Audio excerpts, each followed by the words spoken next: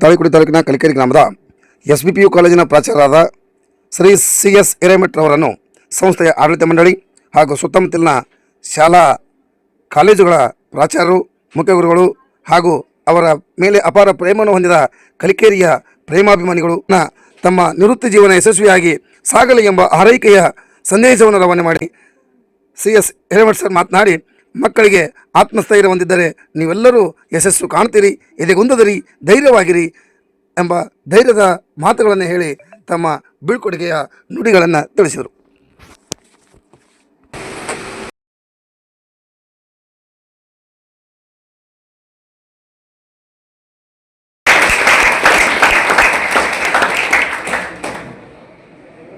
ಸಭಿಕರೇ, ಒಂದೆರಡು ಮಾತು ಹೇಳಲೇಬೇಕು ಖಂಡಿತವಾಗಿ ಕೂಡ.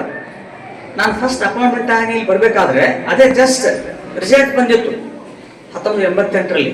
ರಿಸಲ್ಟ್ ಬಂದಾಗ ನನಗೆ ನೌಕರಿ ಸಿಗ್ತದ ಅಥವಾ ಇಲ್ಲೇ ಮಾಡಬೇಕು ಅಂತಕ್ಕಂಥ ಸ್ವಲ್ಪ ಕನ್ಸರ್ನ್ಸ್ಗಳು ಇರಲಿಲ್ಲ. ಆದರೂ ಒಂಥರ ಮನುಷ್ಯನಿಗೆ ಖುಷಿ, ಒಂಥರ ಹೋಗಬೇಕು. ನಾನು MA ಮುಗಿಸಿದ್ದೇನೆ. ನಮ್ಮೂರಲ್ಲಿ ನಾನೇ ಮೊದಲಿಗೆ MA ಮುಗಿಸೋದು, ಮತ್ತು ನಮ್ಮೂರಲ್ಲಿ ಮುಗಿದ ತಕ್ಷಣ ಅಪಾಯಿಂಟ್ಮೆಂಟ್ ಆಗಿತ್ತು ನಾನೇ ಮೊದಲಿಗ.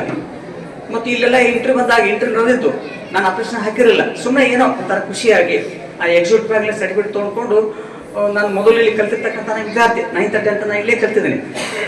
ಅವಾಗ ನಾನು ಸುಮ್ಮನೆ ಬಂದು ಅಪ್ಲಿಕೇಶನ್ ಹಾಕ್ಬೋದ ಸರ್ ಅಂತ. ಅವಾಗ ನಮ್ಮ ಕಡ್ಕೋ ಸರ್ ನೆನೆಸ್ಕೊಳ್ಬೇಕು. ಕಡ್ಕೋ ಸರ್ ಅವರಿಗೆ, ಗುರಪ್ಪಜ್ಜ ಅವರಿಗೆ, ಕಾಡಪ್ಪಜ್ಜ ಅವರಿಗೆ, ಆಗಿನೆಲ್ಲ ಹಿರಿಯರನ್ನು ಕೂಡ ನಾನು ಸ್ಮರಿಸ್ಬೇಕು. ಆಮೇಲೆ ಕಲಿಕೇರಿ ಬರಬೇಕಾದ್ರೆ ನಲ್ಲಿ ಎಷ್ಟು ದುಡ್ಡಿತ್ತು ನೋಡಿ, 88ರಲ್ಲಿ 15-20 ರೂಪಾಯಿ ಅಷ್ಟೇ ಆಯಿತು. ಇಲ್ಲಿ ಇಂಗ್ಲೆಂಡ್ ಪೋಸ್ಟ್ ಕೊಡಬೇಕಾದ್ರೆ 50 ರೂಪಾಯಿ ಏನೇ ಇತ್ತು. ಇಲ್ಲಿ ದುಡ್ಡು ಇರಲಿಲ್ಲ ನನಗೆ ನಮ್ಮ ಲಮಾಣಿ ಸರ್, ಶಂಕರ್ ಲಮಾಣಿ ಸರ್ ಅವ್ರಿಗೆ ಹೇಳಿದೆ ನಾನು, ಸರ್ ಇಲ್ಲಿ ದುಡ್ಡಿಲ್ಲ. ಕೊಟ್ಟರು ಅವರು, ಪಾಪ ನನಗೆ ಕೊಟ್ಟರು. ಅಪ್ಲಿಕೇಶನ್ ಹಾಕಿದೆ, ನನಗೆ ಇಂಟರ್ವ್ಯೂ ಕೊಟ್ಟರು. ಅವಾಗ ನಮ್ಮ ಬಸವರಾಜ್ ಸರ್ ಇದ್ರು, ಹಿರೇಮಠ್ ಬಸವರಾಜ್ ಸರ್ ಇದ್ರು, ಕಾಡಪ್ಪಜ್ಜ ಅವರು ಇದ್ರು, ನಮ್ಮ ಎಲ್ಲ ಹಿರಿಯ ಪದಾಧಿಕಾರಿಗಳಿದ್ರು. ಇಂಟರ್ವ್ಯೂ ಕೊಟ್ಟೆ, ಫಸ್ಟ್ ಕ್ಲಾಸ್ ಇಂಟರ್ವ್ಯೂ ಆಯಿತು. ನನಗೆ ಒಂಥರ ಖುಷಿ, ಫಸ್ಟ್ ಇಂಟರ್ವ್ಯೂ. ಇದು ಇಂಟರ್ವ್ಯೂ ಹಿಂಗೇನು ಇರ್ತದೆ ಅಂತಕ್ಕಂಥದ್ದು ಒಂದು ಅನುಭವ.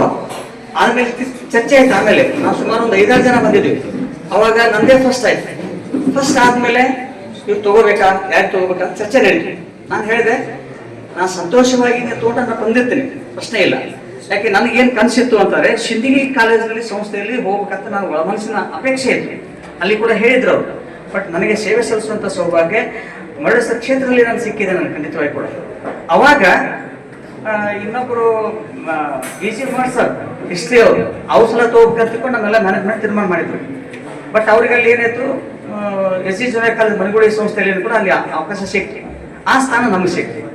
ಈ ಕ್ಷಣದಲ್ಲಿ ನಾವು ಕಡ್ಕೋಳ ಅಜ್ಜ ಅವರನ್ನ, ಗುರಪ್ಪ ಅಜ್ಜ ಅವರನ್ನ ನಿಜವಾಗಿ ಸ್ಮರಿಸ್ಬೇಕು. ಆಮೇಲೆ ನಮ್ಮ ಚೌಧರಿ ಗುಂಶೆಟ್ಟಿ ಅಜ್ಜ ಅವ್ರನ್ನು ಕೂಡ ನೆನೆಸ್ಬೇಕಂತ ಸ್ಮರಿಸ್ಬೇಕು. ಕೆಲವು ಜನ ಸ್ಮರಣೀಯರದ, ಯಾವತ್ತೂ ಅವ್ರನ್ನ ಮರಿಬಾರ್ದು. ಆ ರೀತಿಯ ಒಂದು ಒಳ್ಳೆಯ ಒಂದು ಅವಕಾಶವನ್ನು ಕೊಟ್ಟರು. ಈಗ ನ್ಯೂಸ್ ಹೋಗಿದ್ದೆ ಗೊತ್ತಾಗಲಿಲ್ಲ ನನಗೆ. 22 ವರ್ಷ 2 ತಿಂಗಳ ಉಪನ್ಯಾಸಕ್ಕೆ ಕೆಲಸ ಮಾಡಿದ್ದೀನಿ. ಅದ್ರ ನೆಕ್ಸ್ಟ್ ಪ್ರಾಚಾರ್ಯ ಆಗಬೇಕಾದ್ರೂ ಕೂಡ ನಮ್ಗೆಲ್ಲರೂ ಪ್ರೀತಿಯಿಂದ ಕೂಡ ಎಲ್ಲ ಸರ್ಗಳು ಕೂಡ ನೀವು ಪ್ರಾಚಾರ್ಯ ಮಾಡ್ತೀರನ್ರಿ, ನೀವು ಮಾಡ್ತೀರಿ, ಅದು ಖುಷಿಯಾಗಿ ನನಗೆ ಬಯಸದ ಬಂದ ಭಾಗ್ಯ. ಪ್ರಾಚಾರ್ಯ ಆಗಿರ್ತಕ್ಕಂಥ ಕಾರ್ಯ ನಿರ್ವಹಿಸಬೇಕಾದ್ರೆ ನನಗೆ ಬಯಸದ ಬಂದ ಭಾಗ್ಯ. ಅದಕ್ಕೆ ಆಯ್ತು, ತಾವೆಲ್ಲ ಕೊಟ್ಟಿರೋದ್ರೆ ನಿಭಾಯಿಸ್ಕೊಂಡು ಹೋಗ್ತೀನಿ ಅಂತಕ್ಕಂಥ ಮಾತನ್ನು ಕೂಡ ಹೇಳಿದೆ. ಆ ಪ್ರಕಾರವಾಗಿ 14 ವರ್ಷ 5 ತಿಂಗಳ ನಾನು ಪ್ರಾಚಾರ್ಯಾಗಿ ಕೆಲಸವನ್ನ ಮಾಡಿ ಇವತ್ತು ನಾನು ನಿವೃತ್ತಿಯಾಗಿ ಹೋಗ್ತಾ ಇದ್ದೀನಿ. ಇದೆಲ್ಲ ಇಷ್ಟು ಒಂದು ಸಂತೃಪ್ತವಾಗಿರ್ತಕ್ಕಂಥ ಭಾವ, ಸಂತೃಪ್ತಿ, ತೃಪ್ತಿ ಬರೀ ಬಾಯಿ ಮಾತಿನಲ್ಲ. ನಾನು ಕೆಲಸದಲ್ಲಿ ಅನುಭವಿಸ್ಬೇಕಾದ್ರೆ ನಿಜವಾಗಿ ತೃಪ್ತಿಯಿಂದ ನನ್ನ ಕೆಲಸವನ್ನ ಇವತ್ತು ಮಾಡಿದ್ದೇನೆ. ಇವತ್ತು ಹೋಗ್ಬೇಕಾದ್ರೆ ಒಂಥರ ನೋವಾಗ್ಲಿಕ್ಕತ್ತದ. ಇಷ್ಟೆಲ್ಲ ಒಂದು ಪ್ರೀತಿಯ ಬಳಗವನ್ನ ತೊರೆದು ಹೋಗ್ಬೇಕಲ್ಲ, ಹಾಗೆ ಇದು ಅನಿವಾರ್ಯಗಳು. ನಾವು ಇರ್ತೀವಂದ್ರೆ ಇರ್ಲಿಕ್ಕೆ ಆಗಂಗಿಲ್ಲ. ನೋಡಿ, ಈಗ ನಾನು ಫಸ್ಟ್ ಇಯರ್ ಸೆಕೆಂಡ್ ಇಯರ್ ಮುಗಿದವರಿಗೆ ಇಲ್ಲೇ ಇದೆ ಅಂತ ಇರ್ಲಿಕ್ಕೆ ಆಗಂಗಿಲ್ಲ. ಮುಂದೆ ಹೋಗ್ಬೇಕಾಗ್ತದೆ, ಕಲಿಸಬೇಕಾಗ್ತದೆ. ಸರ್ಕಾರ ನೇಮಗಳದಲ್ಲ, ನಮ್ಮ ಜೀವನ ಮಾಡಲಿ ಬರಂಗಿಲ್ಲ. ಹಾಗೆ ಈ ನೇಮದ ಪ್ರಕಾರವಾಗಿ ಹೊಸಬರನ್ನ ಆಯ್ಕೆ ಮಾಡ್ಕೊಳ್ಬೇಕು, ಹಲವರನ್ನ ಬಿಡ್ಕೊಳ್ಬೇಕು. ಅದೊಂದು ನೇಮ ಇದೆ. ಇನ್ನು ಪ್ರಕೃತಿ ನಿಯಮ ಬೇರೆ. ಮತ್ತೆ ಹಾಗೆ ಪ್ರಕೃತಿ ನಿಯಮದ ಪ್ರಕಾರ ಹೋಗ್ಲೇಬೇಕು, ಏನು ಮಾಡ್ಲಿಕ್ಕೆ ಬರಂಗಿಲ್ಲ. ಸರಿ, ಈ ರೀತಿಯ ಒಂದು ಅನುಭವವನ್ನ, ಈ ರೀತಿಯ ಒಂದು ಜೀವನವನ್ನ ಈ SMU ಸಂಘದ ವ್ಯಾಪ್ತಿ ಒಳಗ ನಾನು ಅನುಭವಿಸಿದ್ದೇನೆ. ಅದೆಲ್ಲದಕ್ಕೂ ಕೂಡ ಎಲ್ಲರೂ ಸಿಗಂಗಿಲ್ಲ. ಅದು ನಾನು ಸಿಕ್ಕಿದೆ, ಅದು ನನ್ನ ಸೌಭಾಗ್ಯ. ಅದು ನನ್ನ ಖಂಡಿತವಾಗಿ ಕೂಡ ಎಷ್ಟು ಹೇಳಿದ್ರು ಕೂಡ ಕಡಿಮೆ. ಅದೆಲ್ಲ ಅನುಕೂಲಗಳನ್ನ ನಮಗೆಲ್ಲ ಮಾಡಿಕೊಟ್ಟಿದ್ದಾರೆ. ಇನ್ನೊಂದು ವಿಶೇಷ ಏನು ಅಂತಂದ್ರೆ, ಏನೇ ಬೇಕಂದ್ರೂ ಕೂಡ ಎಲ್ಲನೂ ಕೂಡ ಪ್ರೀತಿಯಿಂದ ನಮಗೆಲ್ಲ ಪೂರೈಕೆ ಮಾಡಿಕೊಟ್ಟಿದ್ದಾರೆ. ಇಷ್ಟೊಂದು ಸಂತೋಷವಾಗಿ ನಾವು ಡ್ಯೂಟಿ ಮಾಡಬೇಕಾದಾಗ ನಮ್ಮೆಲ್ಲ ದೈವ ಸ್ವರೂಪ ಆಗಿರ್ತಕ್ಕಂಥ ಎಲ್ಲ ಹಿರಿಯ ಆಡಳಿತ ಮಂಡಳಿಗಳು ಏನ್ ಬೇಡಿತೆಲ್ಲ ಕೊಟ್ಟಿದ್ದಾರೆ, ಯಾವುದೂ ಇಲ್ಲ ಅಂತಲ್ಲ. ನೀವು ಯಾರು ಹೆದರಬೇಡ, ನಾನು ಹೇಳಿದ್ನಲ್ಲ, ಇಲ್ಲೊಂದು ಖಂಡಿತವಾಗಿರ್ತಕ್ಕಂಥ ದೈವ ಶಕ್ತಿ ಇದೆ, ಖಂಡಿತ ಕೂಡ ಇದೆ ದೈವ ಶಕ್ತಿ. ಅದು ಹೆಂಗೆ ತೋರ್ಲಿಕ್ಕೆ ಆಗಿಲ್ಲ, ಅದು ಅನುಭವಿಸ್ಬೇಕು. ಹೆಂಗೆ ಹಾಲಿನಲ್ಲಿ ತುಪ್ಪ ಇದೆಯೋ ಅದಕ್ಕೊಂದು ಸಂಸ್ಕಾರ ಕೊಡಬೇಕಾದ್ರೆ ಸಮಯ ಬೇಕಾಗ್ತದೆ. ಅದನ್ನ ಅನುಭವಿಸ್ಬೇಕಾದ್ರೆ ಕೆಲವು ಸಾಧನೆ ಮಾಡಬೇಕಾಗ್ತದೆ.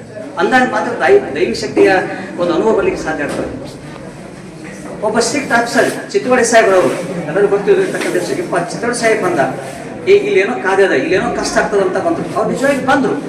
ಈಗ ಕೆಲವೊಂದು ಲೋಕದೃಷ್ಟಿ ಇತ್ತು, ಸಂಸ್ಥೆ ಅಂತ ಆಡಳಿತ ಕೆಲವು ಲೋಕದೃಷ್ಟಿ ಬರುವೆ ಬಂದ್ರು. ಅವರು ಅತಿ ಸಮಾಧಾನದಿಂದ ಬಂದ್ರು, ಅವರು ಸಂತೃಪ್ತ ಭಾವದಿಂದ ಅನುಭವಿಸ್ಕೊಂಡು ಬಂದ್ರು. ಇಲ್ಲೆಲ್ಲ ಕೇಳಿದ್ರು. ಕೇಳಿದ ಮೇಲೆ ಎಲ್ಲ ಅವರು ಕೆಲವು ಪ್ರೀತಿಯಿಂದ ಹೇಳಿದ್ರು. ನಮ್ಗೆ ಪನಿಷ್ಮೆಂಟ್ ಆಗ್ಲಿ ಬೇಗರಾಗ್ಲಿ ಏನೂ ಇರಲಿಲ್ಲ. ಅಷ್ಟು ಹೇಳಿ ಮತ್ತೆ ನಮ್ಮೆಲ್ಲರೂ ಕೂಡ ಒಂದು ಕುಟುಂಬದ ಮಕ್ಕಳಾಗಿ ಅಧಿಕಾರಿಗಳೆಲ್ಲ ಕೂರಿಸ್ಕೊಂಡು ಯಾವ ತರ ನೀವು ಆಡಳಿತ ಮಾಡಬೇಕು, ಯಾವ ರೀತಿಯಾಗಿ ನೀವು ಇರಬೇಕು ಅನ್ನೋದನ್ನ ನಮಗೆ ತಿಳುವಳಿಕೆ ಕೊಟ್ಟರು. ಇದು ಅರ್ಥ ಏನು ಅಂತಂದ್ರೆ, ಎಂತೆಂತ ಭಾರಿ ಭಾರಿ ಗಂಭೀರವಾಗಿರ್ತಕ್ಕಂಥ ಸ್ಟ್ರಿಕ್ಟ್ ಆಫೀಸರ್ ಬಂದ್ರು ಕೂಡ ಈ ಸ್ಥಳಕ್ಕೆ ಬಂದ ಏನಾಗ್ತೋ ಗೊತ್ತಿಲ್ಲ. ಆ ರೀತಿಯ ಸ್ಥಳದಲ್ಲಿ ನಾನು ಸುಮಾರು 36 ವರ್ಷ ಸೇವೆಯನ್ನು ಸಲ್ಲಿಸಿ ಇವತ್ತು ನಿವೃತ್ತಿ ಆಗ್ತಾ ಇದ್ದೀನಿ. ಆಗ್ಲೇಬೇಕದು, ಅದು ನಿಯಮ ಇದೆ. ನಮ್ಮ ಚನ್ನಮಣ್ ಸರ್ ನಾವೆಲ್ಲ ನಿಜವಾಗಿ ಒಂದು ಹೆಮ್ಮೆ ವಿಷಯ. ನಾವು ಚನ್ನಪುರದಲ್ಲಿ ಬಾಯಿಗಿದ್ದಾಗ ಬಹಳ ಜನ ಒಟ್ಟಿಗೆ ಏನು ಸರ್ ನೀವು ಕಾಸ ಅಂತ ಬರ್ತಿದ್ರು. ಕಾಸ ಅಂತಂದ್ರೆ ಎಲ್ಲ ಬೇಕಾಗಂಗಿಲ್ಲ. ಅತ್ಯಂತ ಬಡ ಕುಟುಂಬದಲ್ಲಿ ಜನಿಸಿ ಬೆಳೆದವರು, ಮೊನ್ನೆ ಪದ್ಮಶ್ರೀ ಪ್ರಶಸ್ತಿಗೆ ಪಾತ್ರರಾದವರು ಅತ್ಯಂತ ಬಡ ಕುಟುಂಬದಲ್ಲಿ. ನೋಡಿ, ಅವ್ರು ಕಲಿಬೇಕಾದ್ರೆ ಒಂದು ಸಣ್ಣ ಫೀ ಕೊಡಬೇಕಾದ್ರೆ, ಒಂದು 100 ರೂಪಾಯಿ ಕೊಡಬೇಕಾದ್ರೆ ಸಾಧ್ಯ ಆಗದ ಒಂದು ಸನ್ನಿವೇಶ. ಅಲ್ಲಿ ಏನು ಕ್ಯಾನ್ಸರ್ ತಜ್ಞೆಯಾಗಿ ಇವತ್ತು ಕೆಲಸ ಮಾಡ್ತಾ ಇದ್ದಾರೆ. ಅವ್ರು ನೋಡಿದ್ರೆ ಇವ್ರು ಡಾಕ್ಟರ್ ಏನ್ರಿ ವಿಚಿತ್ರದಲ್ಲ ಒಂಥರ. ನೋಡಿ, ಅವರಲ್ಲಿ ಎಷ್ಟೊಂದು ಸರಳ ಸ್ವಭಾವ ಇದೆ, ಎಷ್ಟು ಸರಳ ಭಾವ ಇದೆ. ಮತ್ತು ರೋಗಿಗಳನ್ನ ಪ್ರೀತಿ ಮಾಡುವಂತ ಡಾಕ್ಟರ್. ಅವರನ್ನ ಗುರುತಿ ಸರ್ಕಾರ ಇದೆ, ಜಸ್ಟ್ ಒಂದು ತಿಂಗಳು ಆಗಿಲ್ಲ ಅವ್ರಿಗೆ ಪದ್ಮಶ್ರೀ ಪ್ರಶಸ್ತಿ ಕೊಟ್ಟಿದ್ದಾರೆ. ಇದು ಯಾಕೆ ನಿಮ್ಗೆ ಹೇಳಿಕೊಡ್ತೀನಿ ಅಂತಂದ್ರೆ, ಎಲ್ಲವೂ ಕೂಡ ಮನಸ್ಸು ಮಾಡಿ ಎಲ್ಲನೂ ಸಾಧ್ಯ ಇದೆ. ಆದ್ರೆ ಒಂದು ಏನು ಅಂತಂದ್ರೆ, ನಿಮ್ಮ ಮನದಾಳದ ಕೆಲವು ನೋವುಗಳನ್ನ ಕಷ್ಟಗಳನ್ನ ನಿಮ್ಮ ತಂದೆ ತಾಯಿ ಸ್ವರೂಪದಲ್ಲಿರ್ತಕ್ಕಂಥ ನಮ್ಮೆಲ್ಲ ಬೋಧಕ ಸಿಬ್ಬಂದಿ, ನಮ್ಮೆಲ್ಲ ಇರ್ತಕ್ಕಂಥ ಸಿಬ್ಬಂದಿ ಅವ್ರು ಹೇಳ್ಕೋಬೇಕು. ಆಗ್ಲೇ ಒಂದು ಮಗು ಬಂತಲ್ಲಿ ಅಳ್ಕೊತ ಬಂತದು. ನೋಡಿ, ಮನುಷ್ಯನಿಗೆ ಕಣ್ಣೀರು ಬರ್ಬೇಕಾದ್ರೆ ಸುಮ್ಮನೆ ಬರಂಗಿಲ್ಲ. ಡೇಟ್ ಎಲ್ಲ ಮುಗಿದದ, ಇವತ್ತೇ ಲಾಸ್ಟ್ ಡೇಟ್ ಅದ. ಸರ್, ನನಗೆ ತಂದೆ ಇಲ್ಲ, ನಾನು ಕಲಿಬೇಕಂತಂದ್ರೆ ಇವ್ರು ಕಲಿಸ್ಕೊಡಲ್ರು. ತಾಯಿ ಮಗಳು ಕೂಡ ಬಂದಿದ್ದಾರೆ. ಅಮ್ಮ, ನಮ್ಮ ಕಡೆ ಎಷ್ಟು ಸಾಧ್ಯ ಆಗ್ತದೆ ನಾನು ಪ್ರಯತ್ನ ಮಾಡ್ತಾ ಇದ್ದೀನಿ, ನೀವೆಲ್ಲ ತಪ್ಪು ಮಾಡಿದ್ರಿ. ನೀವು ತಕ್ಷಣ ಯಾರೇ ಇರಲಿ, ಕಷ್ಟ ಇತ್ತಾ ನೈಜ ಕಷ್ಟ ಹೇಳ್ಬೇಕು ನಮ್ಮ ಮುಂದೆ. ನಾನು ನಿಮ್ಗೆ ಅವಕಾಶ ಕೊಟ್ಟಿವಿ, ಅದಕ್ಕೆ ಸರ್ ಹತ್ರ ಬಂದು ಹೇಳ್ಕೋಬೇಕು. ಆದ್ರೆ ಶಿಕ್ಷಣ ವಂಚಿತರಾಗಬಾರ್ದು. ಈಗೆಲ್ಲ ಸೌಲಭ್ಯ ಇದೆ, ನೀವು ಅಕಸ್ಮಾತ್ ಶಿಕ್ಷಣ ವಂಚಿತರಾಗಬೇಕು. ನಿಮ್ಮಷ್ಟು ಮೂಕರು ಯಾರು ಅಲ್ಲ, ಬಹಳಷ್ಟು ಅನುಕೂಲಗಳಿವೆ. ನಾವು ಕಲಿಯುವ ಇರುವಂತ ಕಷ್ಟಗಳು ಬಹಳ ಇದೆ. ಆಗ್ಲೇ ನಮ್ಮ ಚನ್ನಮಣ್ ಸರ್ ಹೇಳಿದ್ರು, ಅಪಾಯಿಂಟ್ಮೆಂಟ್ ಆದ್ಮೇಲೆ ಬರ್ಬೇಕಾದ್ರೆ ಬಸ್ ಇರ್ಲಿಲ್ಲ. ಹೊಸಪೇಟೆ ಬಸ್ ಅನ್ನು ಒಂದು ಮಾತ್ರ ಇತ್ತು. ನಾವು ಸುಮಾರು 2 ವರ್ಷ ಬಂದಿದ್ದು. ನಾವು 2 ವರ್ಷ ಬಂದ ಮೇಲೆ ಇಲ್ಲಿ ಬಂದ ಮೇಲೆ ಸರ್ ಎದ್ಕೊಂಡು ಬರ್ತಿದ್ರು. ಅವಾಗ ಒಂಥರ ಬೇಜಾರಾಗಿತ್ತು ನನಗೆ, ಏನಪ್ಪ ಇಲ್ಲಿ ನಾನು ಬಂದ ಮೇಲೆ ಎದ್ದು ಕಾಲೇಜಿಗೆ ಬರ್ತಾ ಇದ್ರಲ್ಲ. ಅವಾಗ ಸುಮಾರು ಒಂದು 20-25 ಹುಡುಗರು ಅಷ್ಟೇ ಇದ್ರು. ಆ 25 ಹುಡುಗರಲ್ಲಿ ನಮ್ಮ ಕಾವೇರಿ ಅದಲ್ಲ, ನನ್ನ ವಿದ್ಯಾರ್ಥಿಯ ಮಗಳಿಗೆ ಅವ್ರು ಅಂದ್ರೆ ನನಗೆ ಎಷ್ಟು ಅನಿಸ್ತದ ಅಂತಂದ್ರೆ, ಕಷ್ಟಪಟ್ಟಿದ್ದಕ್ಕೆ ಅದೆಲ್ಲ ಪ್ರತಿಫಲನ ನಾನು ಅನುಭವಿಸ್ತಾ ಇದ್ದೀನಿ. ಹಾಗೆ ಕಷ್ಟ ಅಂದ್ರೆ ಏನು ಅಂತಂದ್ರೆ, ನಮ್ಮಲ್ಲಿ ಮಹತ್ತರವಾಗಿರ್ತಕ್ಕಂಥ ಆತ್ಮವಿಶ್ವಾಸ ಬೇಕು, ಭರವಸೆ ಬೇಕು. ಹಾಗಿದ್ರೆ ಸಾಧ್ಯ ಆಗ್ತದೆ. ಏನೋ ಒಂದ್ಸಲ ಕಷ್ಟ ಬಂತು, ಏನೋ ಒಂದು ಸಮಸ್ಯೆ ಬಂತು, ಇದೇನಪ್ಪ ನನ್ನ ಜೀವನ ಆಗಿ ಹೋಯ್ತು ಅಂತಕ್ಕಂಥ ಭಾವನೆ ನಮ್ಮಲ್ಲಿ ಇರಬಾರ್ದು. ಸರಿ, ಈ ತರ ಬಲವಾದ ಆತ್ಮವಿಶ್ವಾಸ ಭರವಸೆ ನಿಮ್ಮಲ್ಲಿ ಇರಬೇಕು. ಖಂಡಿತ ಕೂಡ ಅದು ಬರ್ತದೆ, ನೀವು ಮನಸ್ಸು ಮಾಡ್ಬೇಕದು. ಹಾಗಿದ್ರೆ ಮಾತ್ರ ಸಾಧ್ಯ ಆಗ್ತದೆ. ಆ ರೀತಿಯ ಸನ್ನಿವೇಶಗಳನ್ನ ದಾಟ್ಕೊಂಡು ನಾವೆಲ್ಲ ಬಂದಿದ್ವಿ.